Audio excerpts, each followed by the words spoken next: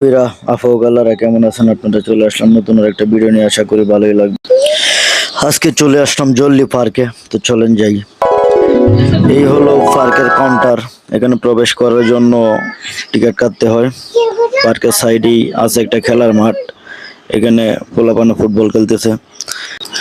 এইখান থেকে পার্কের এরিয়া শুরু। এইটা হচ্ছে এই যে টিনের ঘরে দেখা যাচ্ছে একটা দোকান। এটাতে মনে করেন এই পার্কের জন্য ক্যান্টিন, যদি কিছু প্রয়োজন হয় এখান থেকে নিতে পারবেন। পার্কের পরিবেশ মনোরম পরিবেশ, এখানে কোনো ভেজাল বিশৃঙ্খলা নাই। 100% ভেজাল মুক্ত এই পার্ক। এখানে কোনো যাই ঝামেলা নাই, কোনো ডিস্টার্ব নাই, কেউ কোনো বিরক্ত করে না, পোলাপানের ঝামেলা নাই। তো এই পার্কে আমি অনেকবার গেছি ঘোরার জন্য, দেখার জন্য বন্ধুদেরকে নিয়ে। তো পার্কের পরিবেশ আসলে ভালো, এক কথায় অসাধারণ, মনোরম পরিবেশ, নাই কোনো যাই ঝামেলা। তো এক কথায় বলতে গেলে পার্কটি একটা অসাধারণ।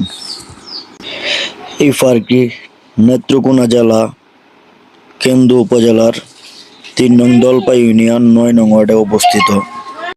এই পার্কের প্রতিষ্ঠাতা জনাব লতিফ আহমেদ খান, অবসরপ্রাপ্ত, জেলা যশোর।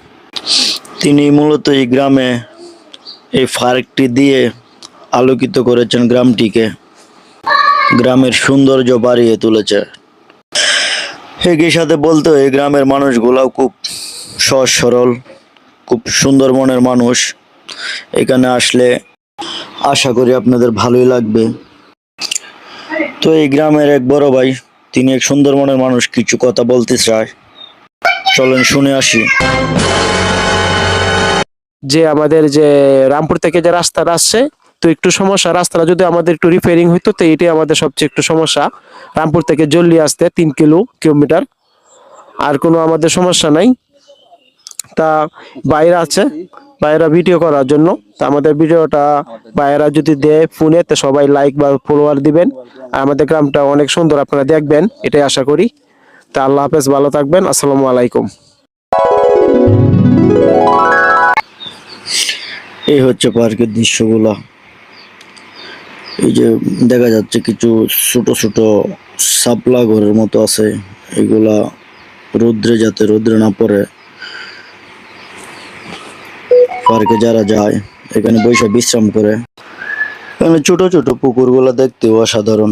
সব মিলিয়ে পাহাড়টা মানে সৌন্দর্যে ভরা, অপরূপ সৌন্দর্যে ভরা।